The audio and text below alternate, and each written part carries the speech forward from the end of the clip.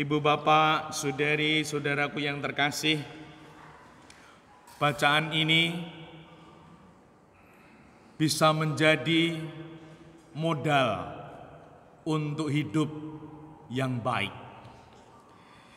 Tuhan pernah memberi pelajaran atau pernah memberi doa yang diajarkan oleh Tuhan Yesus sendiri, yaitu doa Bapa kami. Maka itu adalah warisan dari Tuhan sendiri. Dan dalam hidup ini kita semua tanpa kecuali setiap hari, setiap waktu memilih. Bahkan ada ungkapan hidup itu pilihan. Nah, apakah kita sudah bisa memilih dengan baik? Apakah pilihan-pilihan kita terbaik sehingga sikap-sikap hidup kita menjadi baik pula, bahkan mulia?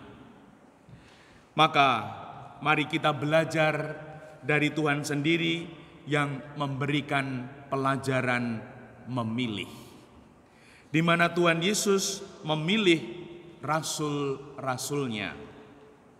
Apa yang Tuhan lakukan? Di sini dikatakan Yesus mendaki sebuah bukit untuk berdoa. Ketika Tuhan Yesus mau memilih, dia mengambil jarak dari keramaian dunia, naik bukit berdoa. Semoga ini menjadi modal kita. Kalau kita mau memilih, apalagi pilihan itu sesuatu yang penting, besar, semoga kita mau mengambil jarak dari keramaian. Ini tidak mudah.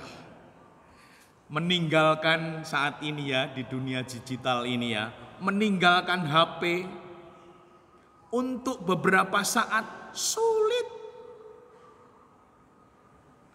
Maka kalau kita mampu, ini sungguh menjadi modal melepaskan dari dunia, dari keramaian. Itu yang pertama. Lalu yang kedua, di sini dikatakan semalam-malaman ia berdoa. Jadi ungkapan yang paling indah adalah only with God. Hanya dengan Tuhan semalam-malaman. Kalau bahasa rohani adalah mengosongkan diri. Melepas segalanya, segala yang ada dalam pikiran, segala yang ada dalam hati, lalu kemudian menyatukan dengan kehendak Allah.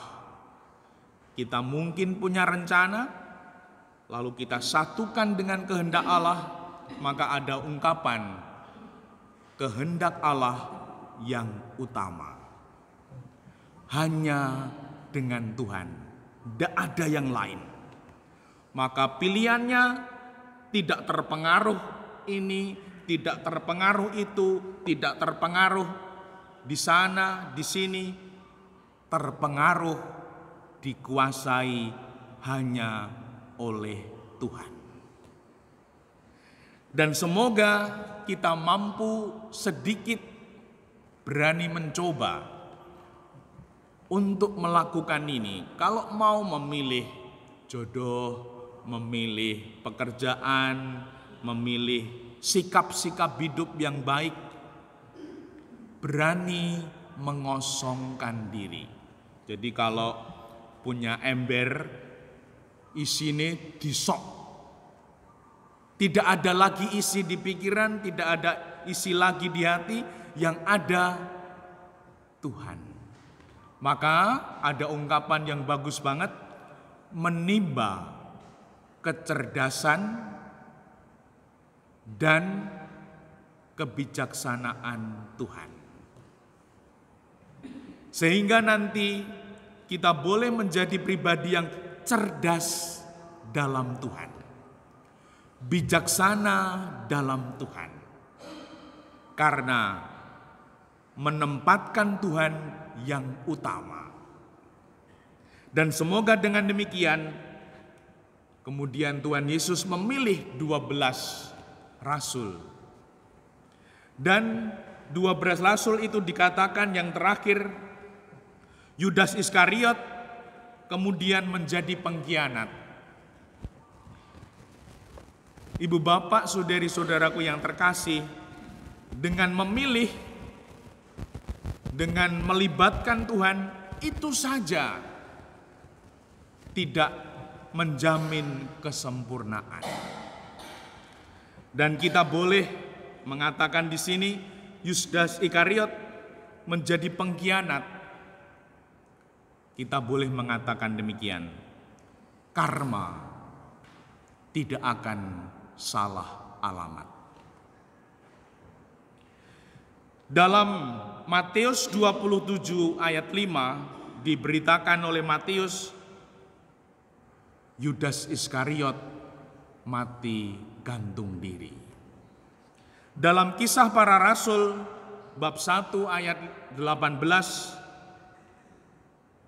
mati jatuh dari tebing. Dan oleh eksegit ahli kitab suci, dua narasi ini diyakini dua hal yang berkaitan, gantung diri lalu kemudian jatuh dari tebing. Itulah karma tidak akan salah alamat. Seorang pengkhianat, dia menyesali perbuatannya namun tidak bertobat. Dan itulah yang terjadi. Dan kemarin baru saja kita merayakan bersama Gereja Semesta Roma Vatikan 7 September 2 orang muda, satunya tahun 2000-an, satunya generasi milenial, yaitu Carlo Acutis. Dia mengatakan sakramen tobat kita seringkali memperhatikan keindahan tubuh ini, kecantikan tubuh ini, namun tidak memperhatikan kecantikan jiwa. Dimuliakanlah Tuhan kini dan sepanjang masa.